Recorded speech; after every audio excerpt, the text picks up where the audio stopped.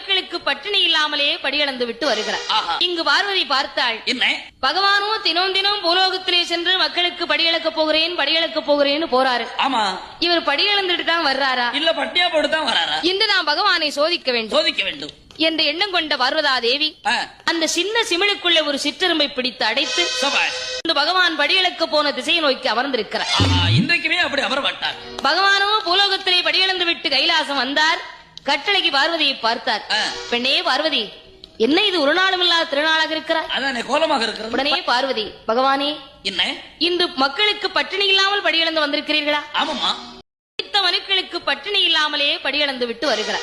இங்கு பார்வதி பார்த்தாள், என்ன பகவானோ தினம் தினம் பூலோகத்திலே சென்று மக்களுக்கு படியளக்க போகிறேன்னு போறாரு. ஆமா, இவர் படியளந்துட்டு தான் வர்றாரா, இல்ல பட்டியா போட்டுதான் வராரா? இன்று நாம் பகவானை சோதிக்க வேண்டும் என்ற எண்ணம் கொண்ட பார்வதா தேவி அந்த சின்ன சிமிழுக்குள்ள ஒரு சிற்றெரும்பை பிடித்து அடைத்து இந்த பகவான் படியளக்க போன திசையை நோக்கி அமர்ந்திருக்கிறார்.